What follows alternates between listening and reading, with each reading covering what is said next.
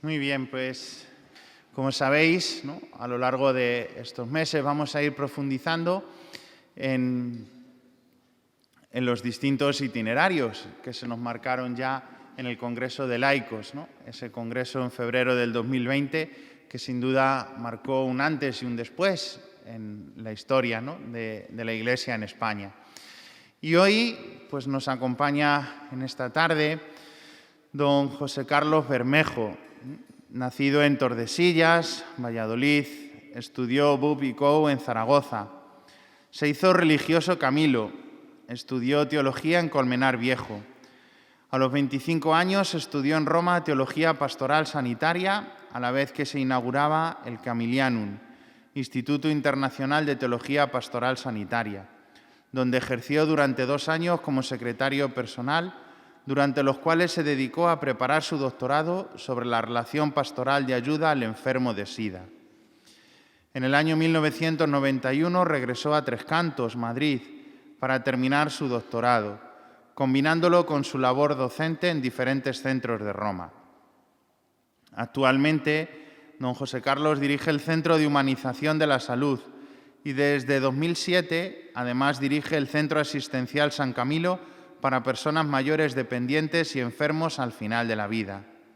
A la par, está comprometido con la enseñanza en la Universidad Ramón Llull de Madrid y Barcelona, además de la Católica de Oporto, Lisboa, la Universidad Católica de Valencia y del 1994 al 2019 del Camilianum de Roma.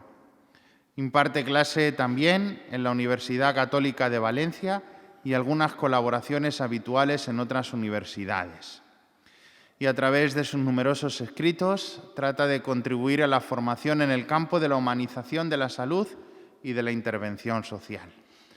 Pues es un honor para nosotros, José Carlos, que estés con nosotros. Y nada, pues tienes la palabra y muchas gracias por estar con nosotros en esta tarde. Muchas gracias, Enrique y Valentín. Muchas gracias. Y al Instituto que organiza, Teológico San Ildefonso, que organiza este encuentro.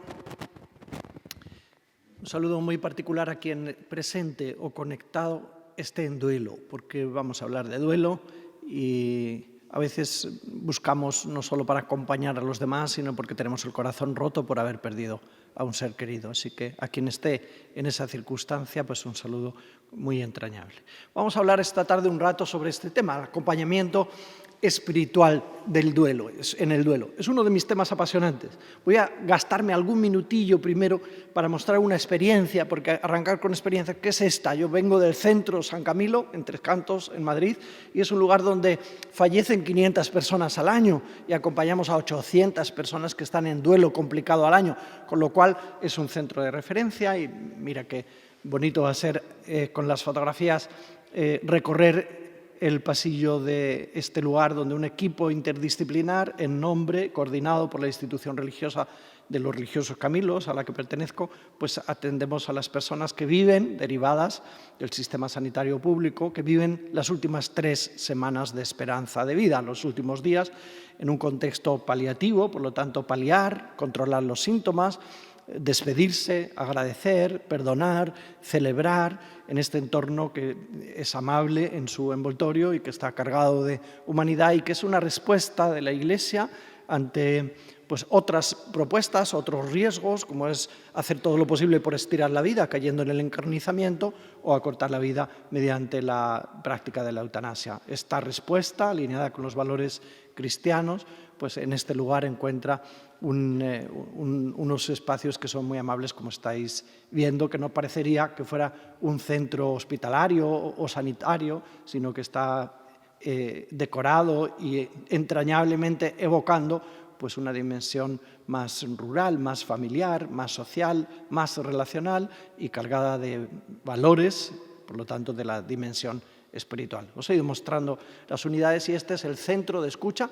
Próximamente se va a inaugurar uno en Toledo, un lugar donde se acompaña en sesiones, 50 minutos y otros 50 la semana que viene, y así hasta 20 encuentros o grupos de mutua ayuda a personas que han perdido a un ser querido y están elaborando su dolor, su duelo de manera complicada por el tipo de vínculo que tenían o por cómo se ha producido la pérdida. Y hay también una unidad móvil que va a los lugares diferentes del país, que es un modo de acercar el recurso y de generar cultura para acompañar dignamente a las personas al final de la vida. Vamos a hablar de duelo ya después de este contexto y voy a hacer también un rato sobre el fenómeno del duelo en general y unos cuantos minutos sobre las 7 tareas espirituales del duelo, algunas vinculadas con el pasado, otras con el presente y otras con el futuro, que son lo que he escrito en uno de los recientes libros después de haber hecho una investigación de campo. Bueno, pues estamos hablando del duelo y cuando utilizamos esta palabra, a diferencia de la palabra luto en nuestra lengua, evocamos el proceso de adaptación al dolor, al sufrimiento que produce una pérdida. En general, pero yo voy a pensar sobre todo en la pérdida de un ser querido. Tenía madre y ya no la tengo y tengo que hacer un proceso de adaptación, de integración. Antes decíamos de resignación, hoy utilizamos estos verbos y otros, ¿no? Un proceso que comporta gestionar pensamientos, sentimientos y conductas que tenemos también por el hecho de haber perdido.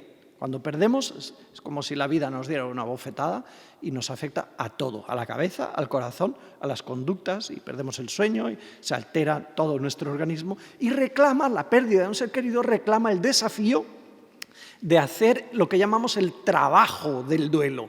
Al menos en estas últimas décadas, donde se ha publicado tanto, pues hablamos del trabajo del duelo o de las tareas del duelo. Y mi propuesta es considerar también algunas, desde el punto de vista espiritual, a esos otros modelos que están existiendo o han existido más desde el punto de vista psicológico.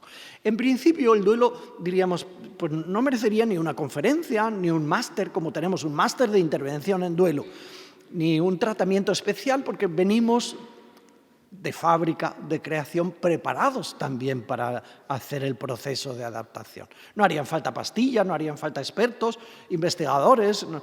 Sin embargo, centros de escucha especializados. Sin embargo, bien sabemos que algunas veces el duelo se complica. Y menos mal que estamos dando respuestas. Hoy son un indicador para mí de humanización, respuestas profesionales, aunque sean realizadas por voluntarios, que previenen el duelo complicado y acompañan los duelos, previenen el duelo patológico, acompañan los duelos complicados y no intervienen si los duelos se están produciendo de manera normal, porque no hay por qué psicologizar o patologizar el duelo. En estas últimas décadas, qué bien que contamos con diferentes entradas desde el punto de vista de la psicología y de la espiritualidad. Y hay autores de referencia que trabajan, investigan, describen el duelo desde el punto de vista psicoanalítico. Sigmund Freud, Duelo y melancolía, Melanie Klein, y qué bien que hay otras entradas que representan modelos más psicosociales. Estos son autores de referencia y clásicos. Lindemann, Tizón, muy interesante Tizón, que estudia posibles vínculos entre duelo y exclusión social. Como un duelo no bien tratado puede generar dinamismos que nos lleva a vivir en la calle, tirados y a enfermar, a acudir a las drogas, a la prostitución, diferentes conductas que generan exclusión social y en origen puede estar un duelo no atendido de manera correcta desde el punto de vista humano, sanitario, espiritual, religioso, en su caso. Hay otros modelos cognitivos, el de William Borden se ha hecho famoso, no siempre se le cita al autor, más bien se cita su aportación, las 4 tareas del modelo del duelo, y se está refiriendo a este trabajo que hizo este autor. Y hay otros modelos más sociológicos o socioculturales, Bowlby, Neymeyer, y bien, lo que quiero decir que hay autores de referencia para investigar este tema. Y alguien debería decir, pero José Carlos, que nos convoca nuestra fe también, pues mira, si es que tenemos una tradición larguísima de reflexión sobre duelo y poemas como el de Gilgamesh y las cartas a Lucilio, no todas están en nuestro contexto, ¿verdad? Y San Agustín, qué belleza cuando escribió San Agustín el libro quinto de las Confesiones. Se le había muerto su mejor amigo, ya había muerto a Deodato, su hijo, y Mónica, después Santa Mónica. Y cuando se muere su mejor amigo, tiene el corazón roto y la pluma súper inspirada. Aconsejo, firmemente leer el libro quinto de las Confesiones, donde con una belleza impresionante narra, describe el corazón, la dimensión espiritual, herido, muy herido por la muerte de su mejor amigo, que a mí me provoca también la conciencia de que la muerte del amigo es un poco tabú. Pensamos más en la muerte de los familiares que en la muerte de los amigos, que puede significar un golpe a veces más intenso que algunos seres queridos. También, si buscáramos algunos textos de San Ambrosio, obispo de Milán, encontraríamos una riqueza impresionante hablando de duelo. Por supuesto, nosotros tendríamos que ir directamente a la muerte de Jesús y a la experiencia pascual de la resurrección. Aquí vamos a hacer un abordaje desde el punto de vista de las ciencias humanas más que de las exegéticas y teológicas, que sería más que necesario hacerlo, ¿no? Y citamos a otro encuentro. Santa Teresa era llamada, ella o algunas hermanas, también por las familias en duelo. Mándame una hermana.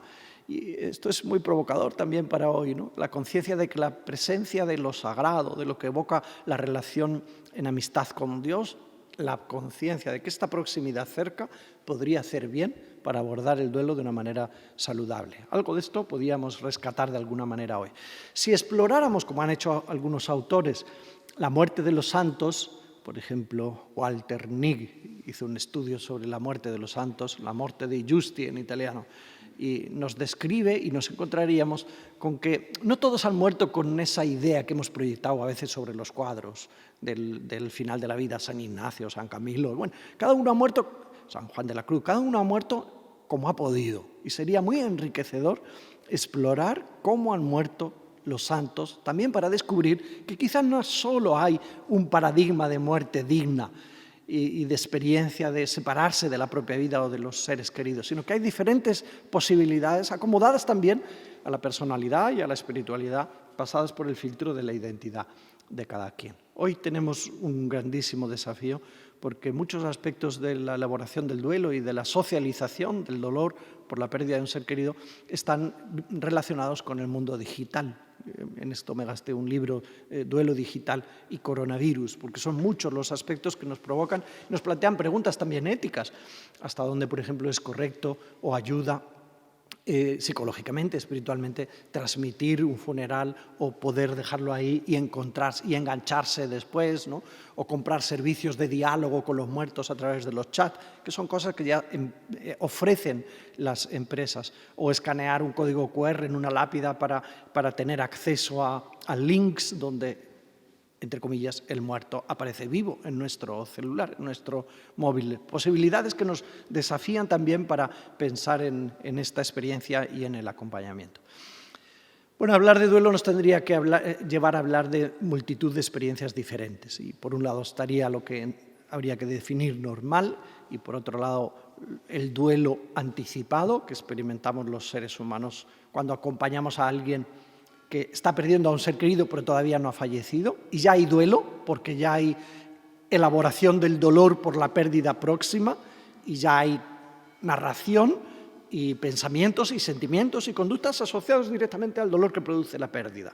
Y tiene una función adaptativa y preventiva de complicación del duelo, el anticipatorio, y un gran desafío para el acompañamiento humano y espiritual. Bueno, hay un duelo ambiguo que lo experimentamos en diferentes circunstancias. Por ejemplo, cuando tenemos a un ser querido con Alzheimer u otras enfermedades degenerativas que hacen perder buena parte de la identidad. Por ejemplo, yo tengo a mi madre, pero mi madre ya no sabe que yo soy su hijo, pues ya la he perdido en parte y en otra parte no. ¡Qué ambigüedad!, ¿no? O cuando no sabemos si nuestro ser querido está vivo o muerto, porque estoy pensando también en clave mundial, ¿no? Porque lo han secuestrado o porque está en tiempos de guerra. No sabemos si el ser querido, ¿cuántas personas no saben si el ser querido está vivo o muerto?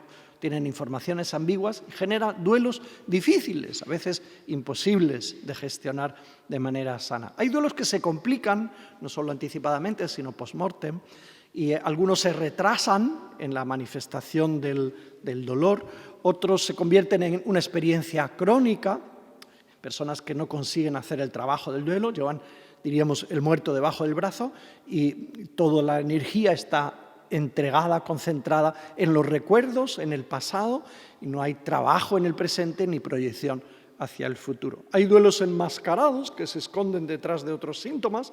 Muy interesante esto para atención primaria, porque algunas personas acuden al médico que me pasa esto y en realidad eso es indicador del otro y lo otro es el duelo, ¿no? Y el duelo da la cara a veces con forma de enfermedad y la enfermedad cursa con síntomas y el duelo y la enfermedad, perdón, era el síntoma de un duelo no suficientemente atendido. Por eso a veces el duelo se enmascara y otras veces se convierte en una enfermedad que mata. Y mi abuela decía, mira fulanito, se ha muerto de pena.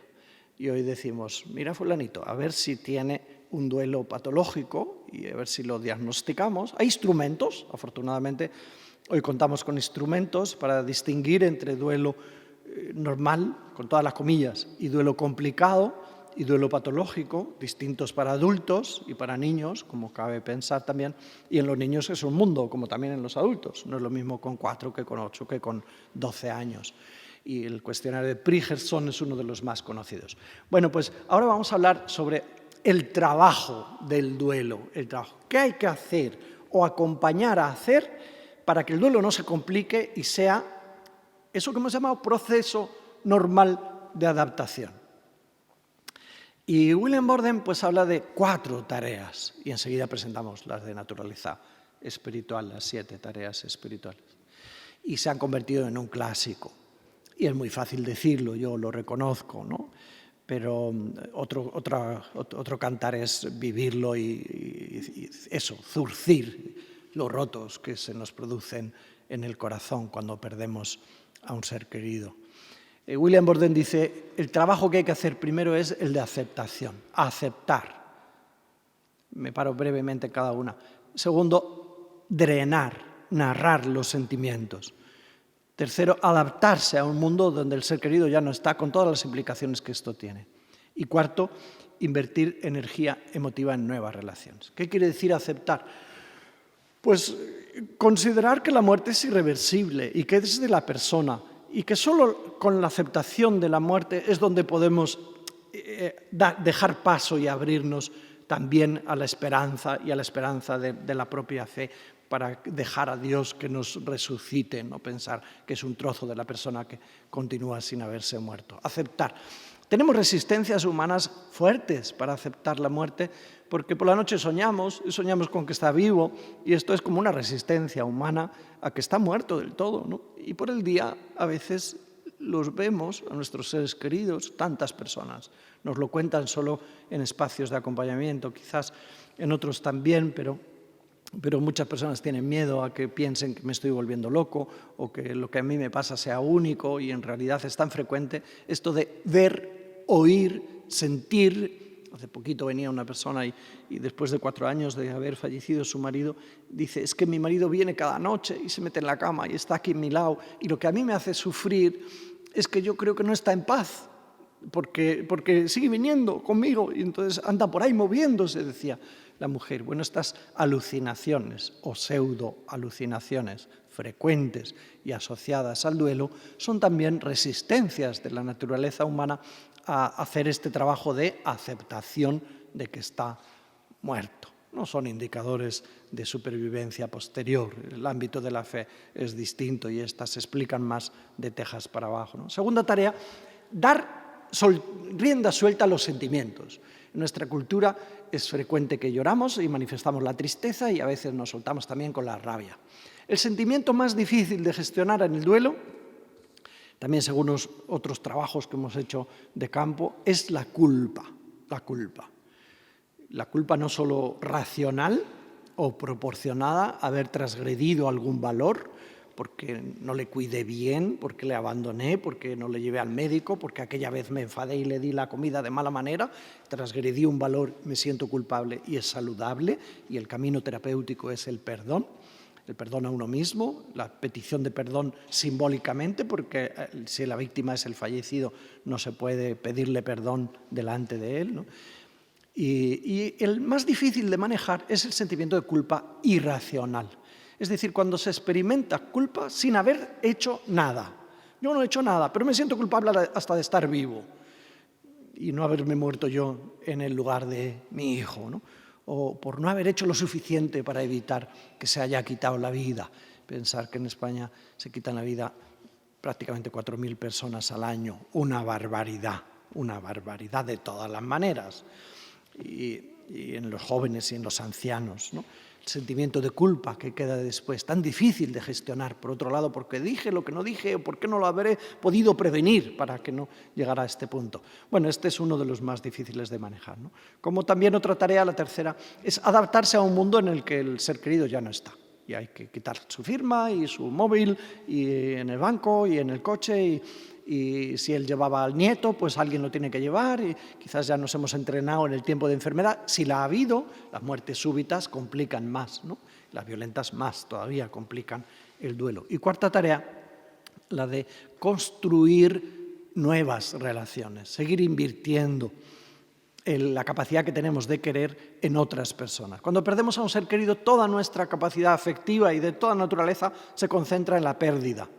Si hacemos el trabajo, esperemos descubrir e invertir en seguir queriendo, y no solamente al fallecido, que le seguimos queriendo en nuestro corazón, sino seguir queriendo al resto de las personas y quién sabe si a personas nuevas que antes no cabían, a lo mejor, porque teníamos a quien hemos perdido, a quien ha muerto, o porque nos llevaba mucha atención el cuidado. Bien, pues esta es la aportación que quiero añadir esta tarde después de este rato, que es que también hay algunas tareas que tienen más naturaleza espiritual, un trabajo espiritual del duelo, entendiendo la dimensión espiritual en sentido universal, no solamente cristalizada en una religión, que bien que nos va, quienes cristalizamos la espiritualidad en una religión, nos adherimos, religión, nos religamos con los otros creyentes y esto aumenta el potencial de solidaridad, potencial compasivo y aumenta el potencial oracional y la confianza en Dios, tantos recursos que proceden de las creencias, en concreto de nuestra fe cristiana, que nos reúne también esta tarde. Pero también desde el punto de vista espiritual universal, hay trabajo que hacer y lo podemos compartir con todas las personas creyentes o no creyentes. Dos tareas vinculadas con el presente, con el pasado, perdón. Tres con el presente y dos con el futuro. Las nombro y evoco algunas claves y propuestas. Vinculado con el pasado, recordar sanamente. Este es un trabajo espiritual. Dos, perdonar y agradecer. Este es un trabajo espiritual. Relacionados con el presente, celebrar y ritualizar. Ahora me pararé en cada una de ellas un poquito y este es el resto de la reflexión, ¿no? 4, significar y compartir en intimidad, con lo más íntimo de nuestra intimidad, y orar en el caso del creyente. Y 5, acoger la herencia y el legado. Pasado, presente y mirando al futuro, que en realidad tiene mucho que ver con el pasado y el presente, cultivar el dinamismo de la esperanza y hacer lo posible porque el dolor por la pérdida se haga fecundo, es decir, proyectar creativa y solidariamente hacia afuera las posibilidades de fertilidad del dolor, de fecundidad del dolor. Voy una por una brevemente. Relacionados con el pasado, trabajo espiritual en el duelo. 1, recordar sanamente. Recordar viene del latín, recordar, cor cordis, volver a pasar por el corazón.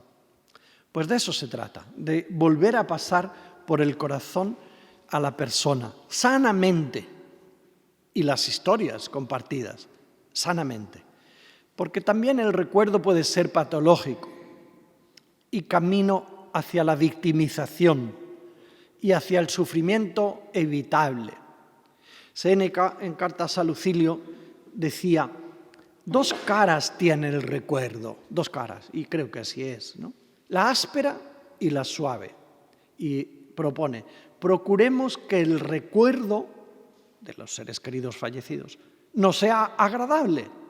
La memoria de los amigos difuntos es como algunas manzanas que tienen una suave aspereza, como el vino muy viejo también, en el cual encontramos un amargor delectable. Y es así, recordar por un lado es amargo y por otro lado es fuente de consuelo, si lo hacemos bien o si nos dejamos acompañar para hacerlo bien. San Ambrosio, citábamos antes, a la muerte de su hermano, escribe, me doy cuenta de que en el recordar, de eso estamos hablando, en el recordar los servicios que me has prestado, su hermano, y constatar tus virtudes, mi ánimo sufre, al recordar sufro. Sin embargo, mi pena encuentra alivio.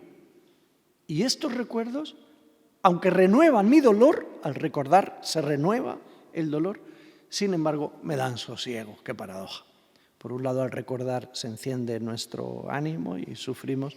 Por otro lado, al recordar encontramos consuelo. También San Agustín, en ese texto que os citaba antes y que os sugiero leerlo porque tiene tanta belleza, escribe: llevaba a cuestas, rota y sangrante, a mi alma. Él dirá que es su mayor enemigo en el duelo, ¿no? Yo mismo. Que no soportaba ser llevada por mí y no hallaba dónde ponerla. Todo, hasta la misma luz, me causaba horror.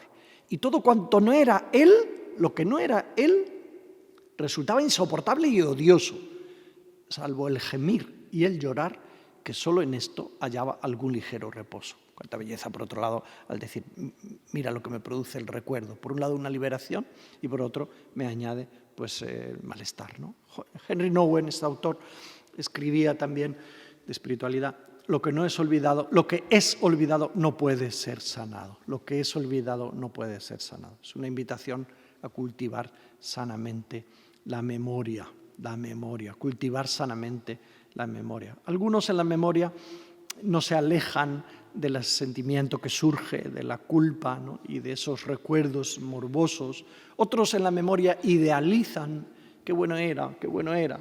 Y habría que ayudarles a descender al realismo, ¿no? Era bueno, pero también te acuerdas cuando te hacía daño, cuando os hacíais daño, cuando pegaba, con otras diferentes circunstancias. Por lo tanto, el riesgo de la idealización, el riesgo de la victimización, el riesgo de la culpa neurótica o irracional, ¿no? Recordar bien, dice Bowlby, uno de los autores de referencia, es sanar el vínculo, sanar el apego. San Juan de la Cruz también, en sus propuestas, en sus reflexiones, no específicamente hablando de duelo, hablaba de el desafío de liberarse, desembarazarse, no olvidar, desembarazarse de esos recuerdos que solo nos hacen sufrir. Qué buena propuesta y qué difícil. También para la reflexión sobre otros traumas posiblemente vividos en la vida de cada quien, ¿no? Daños recibidos de la naturaleza que sea. ¿Qué hago con el recuerdo? Olvidar no puedo hasta que no llegue Alzheimer y se apodere de mí. Olvidar no puedo. Recordar sanamente, desembarazándose de esos recuerdos que solo hacen sufrir y cultivando sanamente los recuerdos.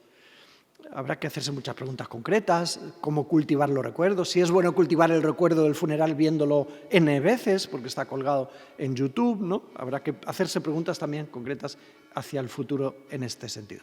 Bueno, vinculado con esto también está estos otros verbos, segunda tarea del pasado de naturaleza espiritual, que es agradecer y perdonar. Agradecer. Es un modo de sanar la memoria. El agradecimiento es la memoria del corazón, se dice, ¿no? Agradecer. Fijaos que yo me atrevo también a decir en este contexto, como el que estamos de Iglesia, que en nuestra oración hemos aprendido mucho en el duelo a cultivar la oración de intercesión. Pedimos por para qué. Y quizás podríamos hacer un buen trabajo espiritual si enriqueciéramos también la oración de agradecimiento. Si en los ritos, en las celebraciones, en los diálogos íntimos con Dios, introduciéramos más la clave del agradecimiento por la vida vivida con el doliente que ya no está. Por lo tanto, no solo desde el sufrimiento podemos buscar la intercesión y la presencia de Dios en esta clave, sino también gracias por la vida, larga, corta, no lo sé, después de la muerte no hay tiempo. Para el que muere ya no hay reloj, ya no le sirve el cronos que nos sirve para nosotros. Gracias. En nuestro centro, el Día de Cuidados Paliativos, que es el segundo sábado de octubre, invitamos a las familias que han perdido a un ser querido en casa, son 500 y pico, pues, a sus familias y hacemos un símbolo, además de celebrar la Eucaristía con quien quiere, expresión máxima de agradecimiento, celebración del misterio pascual, pues invitamos a los familiares a que reciban lo preparan los voluntarios, un globo inflado con helio y un hilito, les damos un post-it amarillo, un rotulador y ponemos el nombre del ser querido o un mensaje. Y luego empezamos a cantar esa canción chilena, Gracias a la vida, mientras soltamos todos los globos para dar gracias a la vida, en laico o en cristiano, gracias por la vida. Y también en el recuerdo surge ese sentimiento de culpa que estamos desafiados a perdonar. Bien, pues 2 tareas, que en realidad no sé si son 2 o 3, relacionadas con el pasado. Recordar sanamente, agradecer y perdonar. Tareas del presente, las que hemos anunciado antes y las comento brevemente. 1, celebrar y ritualizar. Habría que decir que la historia de la humanidad quizás comienza justamente con los ritos fúnebres. El individuo en evolución empieza a tratar los restos de los semejantes de una manera diferente al resto de las especies, haciendo agujeros, haciendo ritos fúnebres. Con ellos empieza, se puede decir, la humanidad en su evolución. Bueno, pues celebrar y ritualizar y gestionar las preguntas que surgen. ¿Por qué? ¿Por qué? ¿Dónde está Dios cuando sufrimos? Yo no digo intentar responderlas, porque a lo mejor añade nuestra frustración, sino gestionarlas, amar las preguntas, dejarlas que existan como indicadores de que somos humanos, diferente del resto de las especies, aceptar las preguntas y quién sabe si transformarlas en diálogo íntimo con Dios, sin buscar angustiosamente una respuesta que a lo mejor nos angustia más, ¿no? Los ritos fúnebres son ritos que tienen mucho poder, no solo de convocatoria. Ahora estamos en gran crisis en los ritos fúnebres por la pandemia, ¿no? Se decía antes de la pandemia que en Francia, que es un país que va más acelerada en la secularización, el único rito que crecía eran los ritos fúnebres, ¿no? Porque cogemos el tren, cogemos el avión, el coche, vamos y participamos y es un trabajo, es una tarea celebrar, ritualizar. Así honramos, así dignificamos, así reforzamos la dimensión comunitaria del duelo, así oramos si somos creyentes, así nos decimos, por boca de quien preside también los ritos, las verdades más grandes de la vida.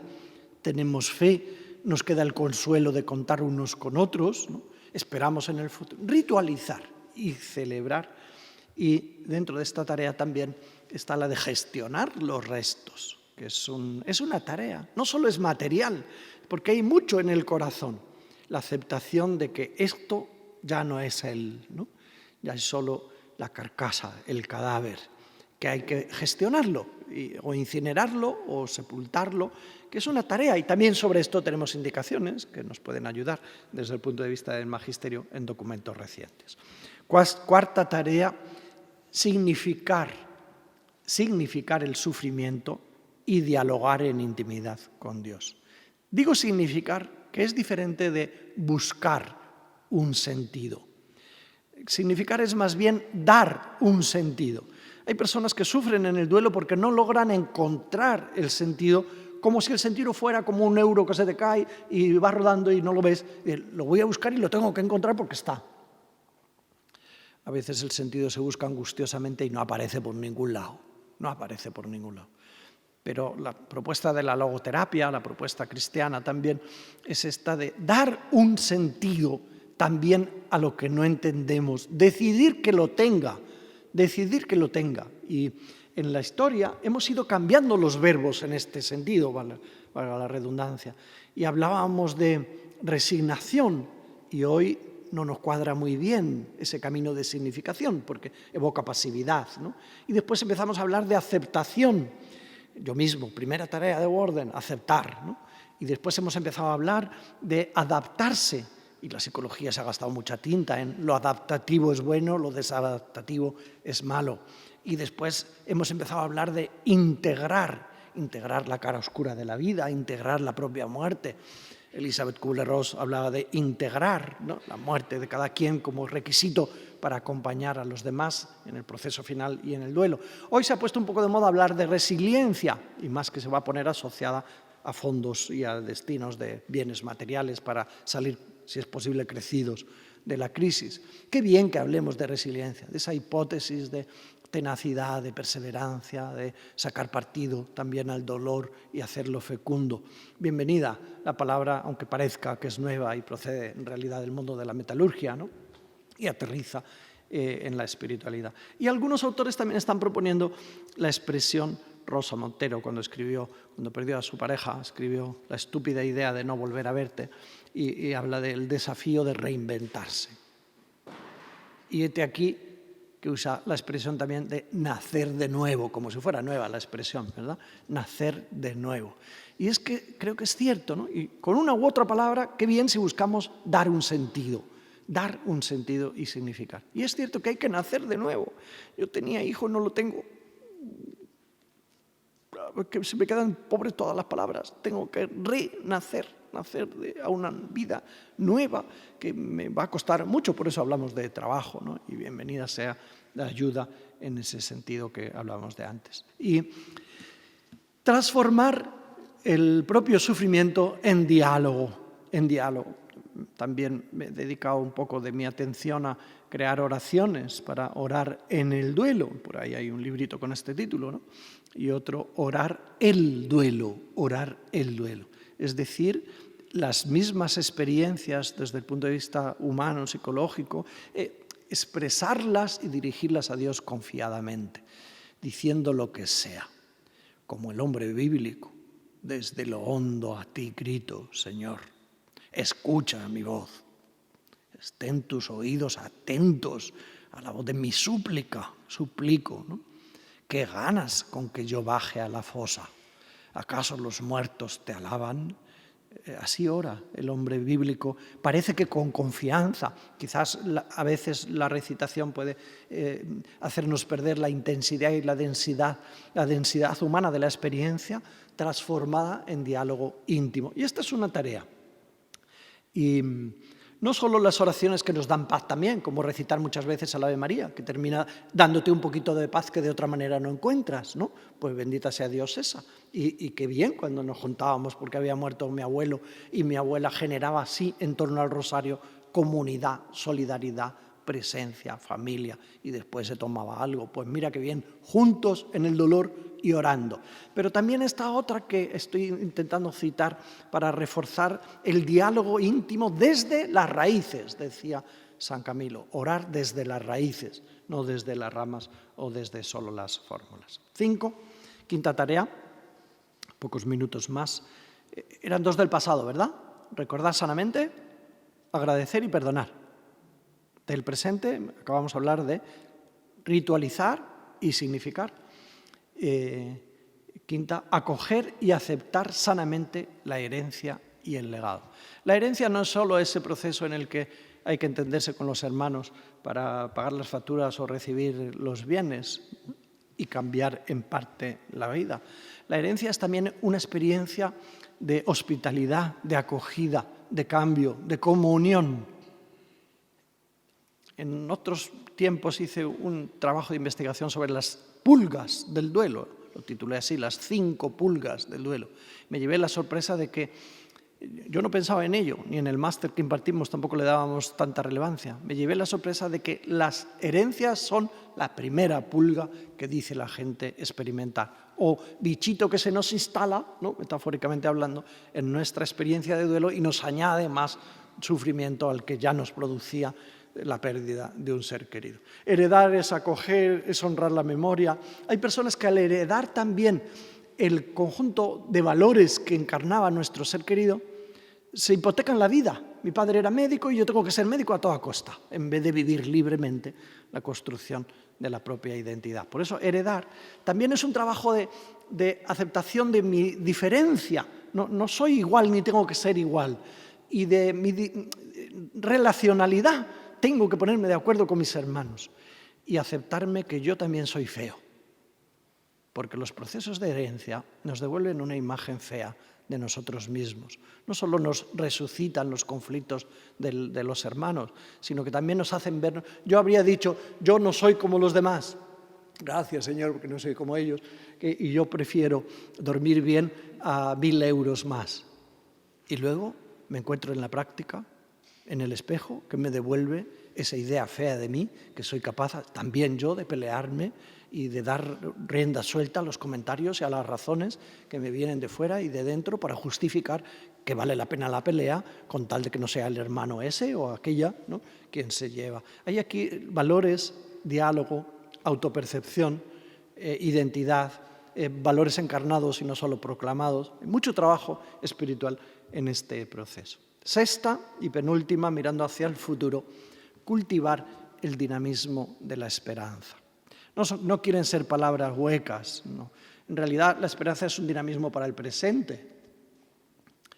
Me dediqué a pensar sobre ella también en tiempos de pandemia, la esperanza en tiempos de coronavirus, ¿no? Me encontré con trabajos tan hermosos en la teología y en la psicología y en la medicina, ¿no? La espera y la esperanza, los teólogos de la esperanza, que quizás hoy estemos más de capa caída y hablando menos de la niña pequeña que decía Pegouí, el filósofo y poeta francés especialista en la esperanza. Quizás hablamos poco de la esperanza. También de la esperanza cristiana, pero la esperanza de Texas para abajo también, porque decía un autor, la esperanza es como la sangre, tiene que circular, si no estás muerto. Y así, sin esperanza estaríamos desesperanzados, no desesperados. Y desesperanzados nos morimos de asco. Por eso en el duelo tenemos este gran desafío, no solo de proclamar las verdades últimas desde la fe, sino también encarnar la esperanza en dinámicas cotidianas, Y luego vendrán los apellidos de la esperanza, la confianza, la tenacidad, nos ayuda San Pablo a masticar este dinamismo, la perseverancia, ¿no?, la hipomoné griega, cuánta paciencia hay que tener en el duelo, además de cuánta confianza. La cultivamos cada día sin darnos cuenta. Yo he venido hoy con la confianza de llegar, a pesar de haberme perdido en las últimas calles, ¿no? Me ha rescatado Valentín. Pero la cultivamos cada día, que comemos comida que han cocinado otros porque confiamos, ¿no?, y esperamos que nos nutra y que la compartimos. Confiamos, nos subimos en un avión y no porque nos gusten sus colores, sino nos entregamos mucho, confiadamente, hasta nos abandonamos en otros, los que controlan, los que saben, con mucha confianza de que ese chisme nos lleve al destino deseado, anhelado. Así es la esperanza. Confiar, entregarse, en último término, abandonarse en el creyente en Dios mismo, ¿no?, y el doliente en esa confianza que no nos da certezas, serán dinámicas de fe, ¿no? La incertidumbre y la inseguridad, decía San Tomás, propia de la esperanza, no nos da certeza, sino que nos cambia el presente y hace la esperanza al homo viator, homo pugnator, al ser humano que camina, ser humano que trabaja para conseguir aquello que anhela. Y que anhelamos el equilibrio, la serenidad, la paz del corazón y la confianza en el reencuentro y de que esto también son cosas de Dios. Y séptima tarea, proyectarse creativa y solidariamente. Y aquí digo varias cosas brevemente y termino, que proyectarse creativamente también es dejarse cuidar, dejarse querer. Y en el duelo hay mucho trabajo de esto, de dejar que me preparen el caldito, dejar que me llamen, decir cuánto quiero que me llamen, dejar que me acompañen, dejarme ayudar porque quiero salir de esta, atravesar esta, dejarse ayudar, dejarse querer. Más difícil que querer, y lo encontramos en los textos bíblicos, ¿no? Tú a mí me vas a lavar los pies, tú a mí crees que me puedes consolar, nos dan ganas de decir a veces en el duelo, ¿me puedes devolver a mi hijo acaso? Como para pensar que me puedes consolar, ¿no? Bueno, dejarse querer en medio de la dureza, de la experiencia, del dolor, es una tarea que refuerza, dejarse compadecer por el prójimo y por uno mismo, en sentido saludable, no de victimistas, sino autocompasión, de esa de la que hablan también autores y autoras monográficamente algunos trabajos sobre la autocompasión. Algunas personas en el duelo consiguen hacer también maravillas. Esto no es un lenguaje exhortatorio para decir, señores, hermanos, hay que hacer maravillas en el duelo. No, estoy describiendo que hay personas que sacan del dolor belleza poética, las elegías de toda la vida, las elegías. Belleza escultórica, la belleza de la piedad, que por otro lado podríamos decir es repugnante el cadáver de una persona juzgada 2 veces por lo civil, por lo religioso y justamente asesinada vilmente en brazos de su madre. ¿Dónde ves la belleza, no? Preciosa. Alguien ha sacado belleza y hasta aprovechado, Miguel Ángel, a expresar el rostro de la madre que recordaba, que murió cuando él tenía tan solo 4 años, por eso tan jovencita, María, con un hombre de 37 años probablemente, ¿no?, asesinado y en brazos. Hay otras personas que consiguen hacer fecundo su dolor y crean fundaciones. Yo pertenezco a una en Colombia, tanta violencia, donde tantas veces he trabajado también con víctimas de la violencia, ¿no? Creada por madres de personas asesinadas. Vida por Amor se llama la fundación, Vida por Amor. Se llamaba Vida por Amor a ellos, muy bien, Vida por Amor. Otras personas hacen de su dolor fecundo acudiendo a los grupos de mutua ayuda y no solo buscan que les ayude la comprensión de los pares, de los que también han perdido un hijo, sino también buscan a ver cómo mi dolor ayuda a otro porque lo transformo en fuente de sanación.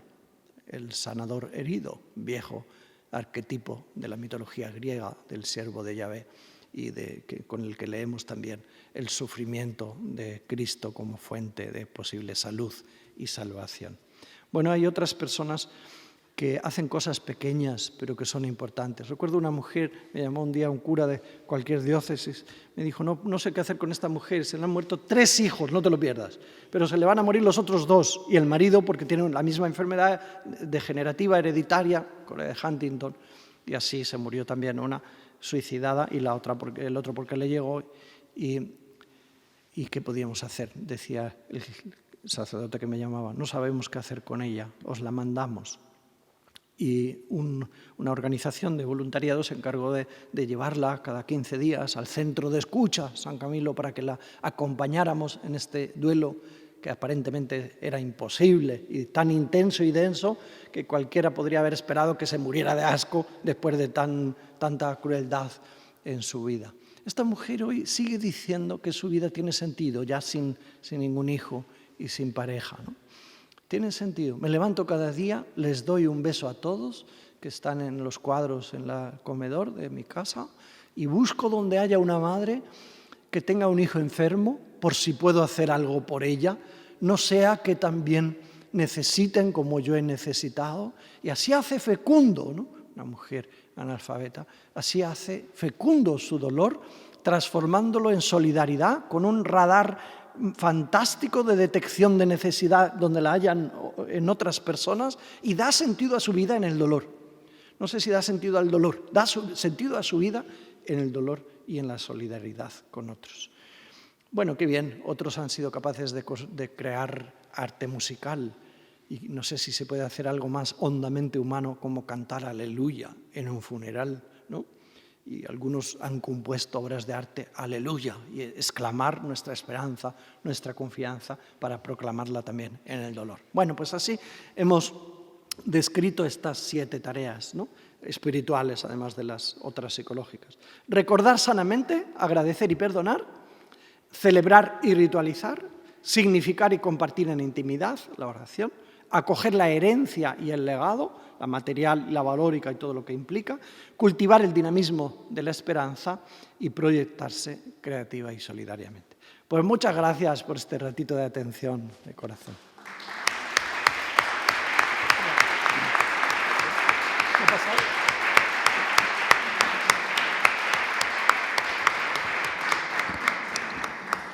Pues muchas gracias, sin duda, José Carlos, por tus palabras que nos han aportado pues mucha luz.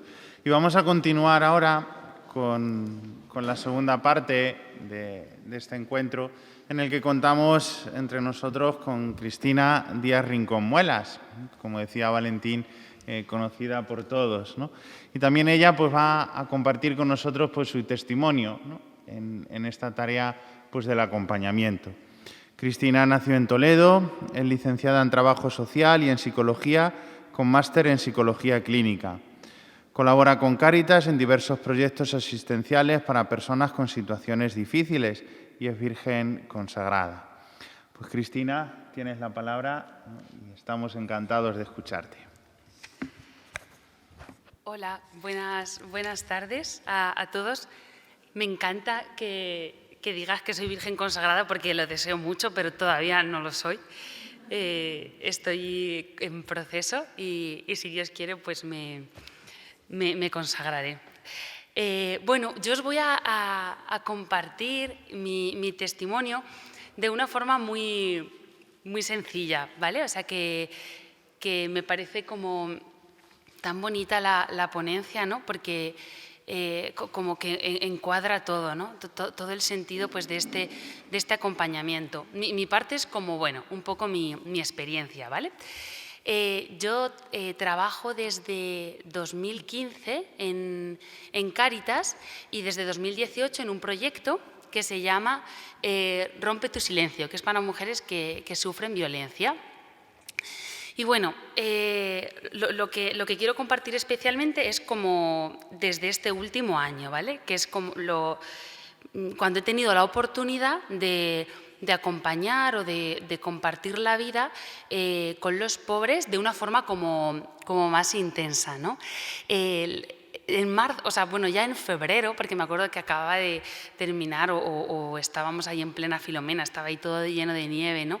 Iba a visitar siempre a una mujer que bueno, como que es verdad que veía, ¿no? Que tenía siempre la experiencia de que no podía estar sola, ¿vale? O sea, yo iba a visitarla y era una mujer pues, que tenía mucha depresión, mucho pues, problemas de salud mental, estaba abandonada por su familia y bueno, no sé, yo como que iba a visitarla, pero como que me parecía que se quedaba corto. Yo creo que era el Señor que ya, bueno, sabéis cómo es el Señor, ¿no? Que es ahí con el corazón lo pone, o sea, no sé, como que no...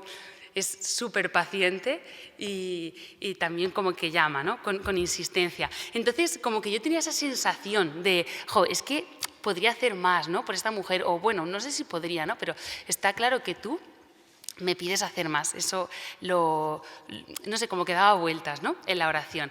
Entonces, al final como que me vino, ¿vale? Yo es verdad que rezaba, fue fruto de la oración. Yo rezaba con ella, habíamos conocido además la oración de alabanza, que es como muy sencilla, y me acuerdo de ir a su casa, en plan súper, o sea, como algo súper pequeño, ¿vale? Porque además yo no toco muy bien la guitarra, pero iba con la guitarra y íbamos, no sé, como que cantábamos ahí o cantaba yo sola y hacía, o sea, no sé, como alabanzas al Señor, ¿no?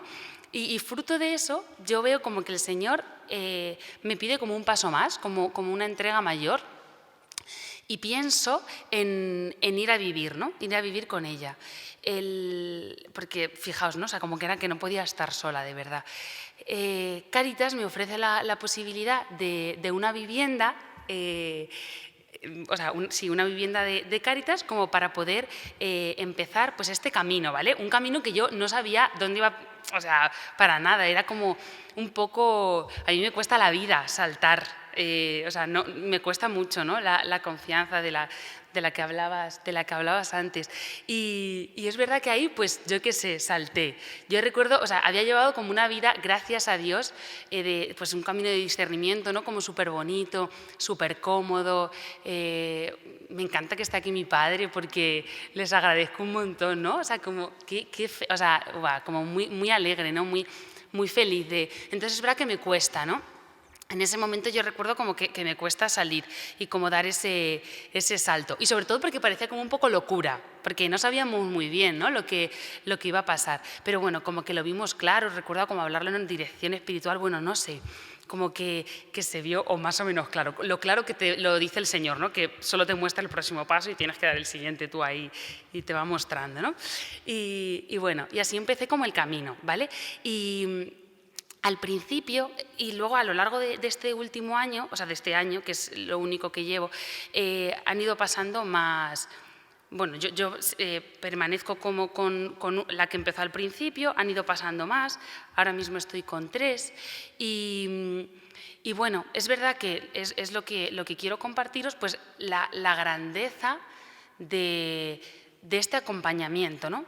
Que ese acompañamiento no de Cristina, ¿vale? Porque Cristina, bueno, pues es esto que es lo que veis, ¿no? Que es lo que hay, sino como todo el poder, ¿no? y la gloria que el Señor derrama cuando abrimos, ¿no? Nuestro corazón, cuando nos dejamos hacer. Y bueno, la casa se llama Betesda, esto es una cosa muy bonita, se llama Betesda, que es la casa de la misericordia, y es verdad que yo me fui, el día que me fui, empiezo a leer el Evangelio y era el Evangelio de Betesda, ¿no? Y eso me pareció como un detalle, me encantan estas cosas del Señor, como estas diosidades, ¿es? Sí, como providencia, ¿no? Como esto que el Señor pues te dice, venga, ¿no? Este impulso.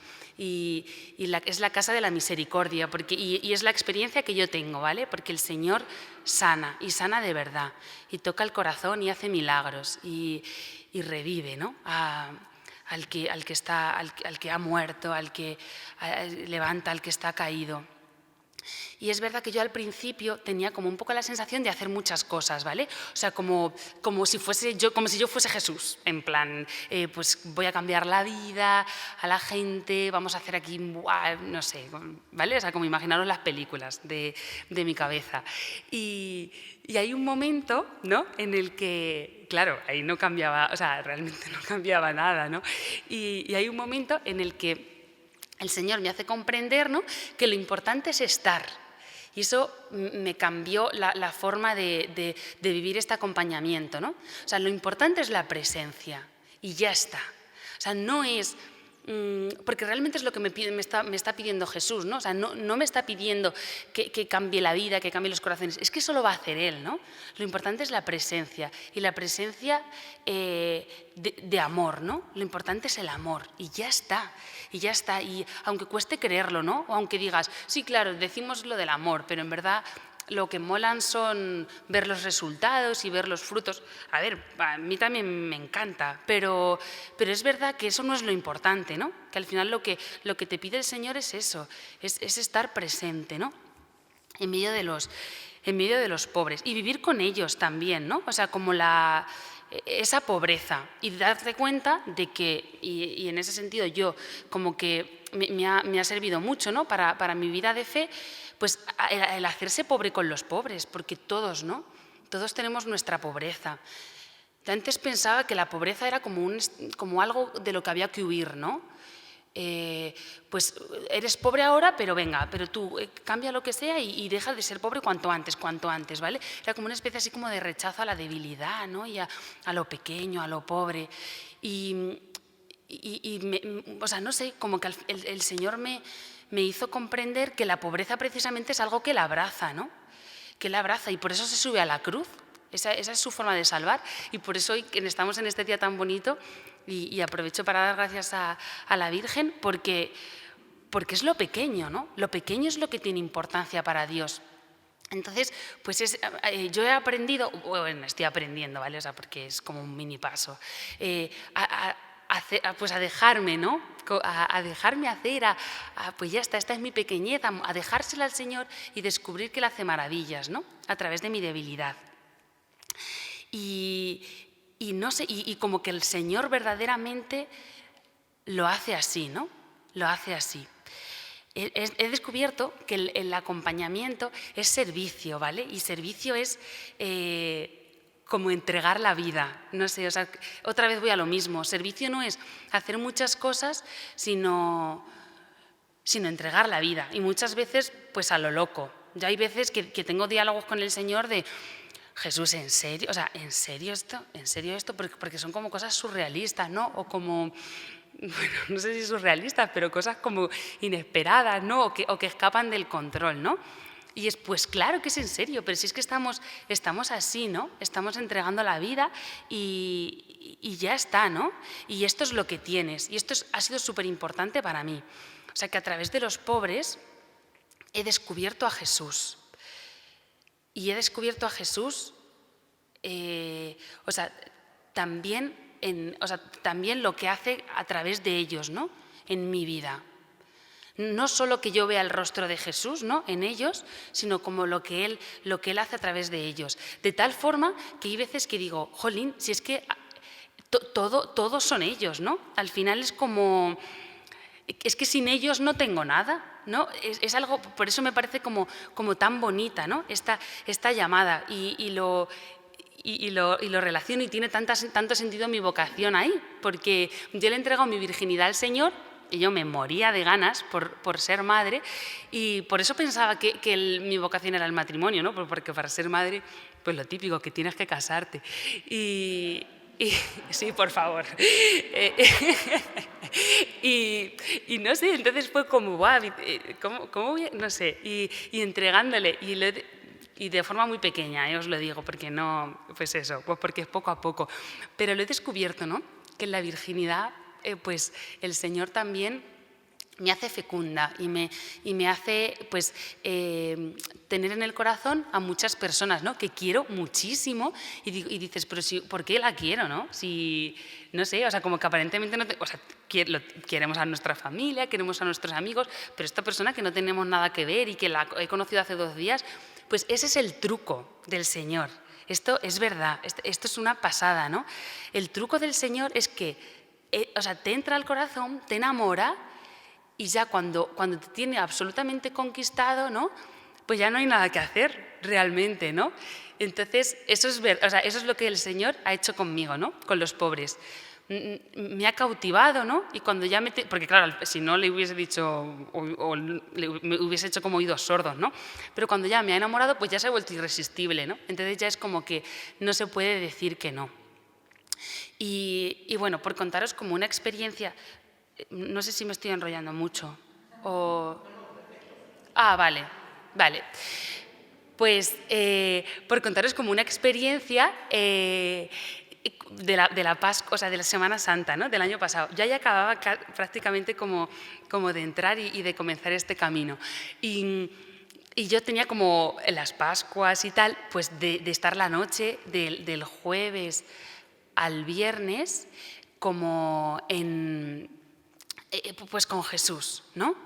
Y ese día, como, claro, no, estaba como en casa y no estaban como mucho las cosas como para irse, ¿no? Porque, bueno, pues porque es mucho sufrimiento, ¿no? El que se comparte. Y yo decía, no puede ser, ¿no? Como otra vez como con esta sensación de hacer algo. Señor, pero que yo quiero pasar la noche contigo, ¿no? La noche contigo. Y al final me tuve que quedar y yo estaba como un poco como indignada, ¿vale? O sea, como, jolín, de verdad, es que me quedo sin... Como haciéndome un poco la santa, en plan, es que me quedo sin rezar, no sé qué, con lo que a mí me gusta estar contigo, tal. Y de verdad, o sea, hubo un momento en el que estaba sentada en el sillón y miré a la mujer con la que estaba, que lloraba, o sea, estaba llorando y bueno, pues ese día estaba muy mal y ahí, ¿no? El Señor me hizo ver, o sea, pero ¿qué Getsemaní quieres, sabes? Si es que es esto. Y yo digo, gracias Jesús, porque Él me hace vivir, o sea, me hace estar con Él, es compartir la vida al final con Él, ¿no? Y pues que aunque no sea con fuego, y a mí me encantaban los fuegos artificiales, bueno, me encantan los fuegos artificiales, pero me refiero que me encantaba lo espectacular y me encantaba como todo lo que se vea y todo lo que llama la atención. Y aquí el Señor, a través de esta vida, el Señor me muestra, ¿no? Que Él está pues en lo pequeño, en lo escondido, ¿no? Entra en la habitación y estate con Jesús. Y bueno, y ya acabo, ¿vale? Solo decir pues que también es verdad que es el camino, o sea, es un camino de cruz. O sea, no es, yo me lo imaginaba como súper ideal, en plan romántico, ¿vale? De la vida con los pobres. ¡Buah, súper bonito, tal! Y es verdad que descubro también, y por eso también doy gloria a Dios, ¿no? Porque al final estoy con Él. Pero claro, que el sufrimiento, o sea, es compartir el dolor. Y el Señor, y esto es una bendición que requiere, ¿no? que abra mucho mi corazón. Y a vosotros seguro que lo sabéis, ¿no? Que si hay alguna experiencia de estas. Y Entonces eso no es algo ideal, ¿no? Es un camino de cruz. El otro día lo hablaba con unos... con personas como que tienen esto en el corazón también, y lo decía, ¿no? Es que es dar la vida, es que es morir, ¿no? Morir y ya está. Y ya está, morir para que Él viva, sabiendo que lo mejor que podemos hacer es presentarle a Él. Mi abuelo, y me he acordado un montón de él en la charla, murió va a hacer un año, y tenía una cosa muy, muy, muy bonita, o sea, una frase súper bonita, que la tengo todavía escrita y me encanta leerla, que decía: la forma más sublime, porque utilizaba en plan adjetivos súper exagerados. Entonces era: la forma más sublime de caridad es el apostolado. Y es así. O sea, si queremos el don de la caridad, ¿no?, que es el que tenemos que pedir porque es el mejor, si lo queremos, ¿no?, pues tenemos que presentar a Jesús, que es el tesoro de los tesoros, el amor de los amores, que es al final el que rescata, el que salva, el que sana, el que resucita, ¿no?, y el que te devuelve la alegría y la salvación, ¿no? Entonces, bueno, doy gracias a Dios, también a la Virgen por esta vida, ¿no?, tan bonita de cielo y de bendición. Así que gloria a Dios. Y gracias.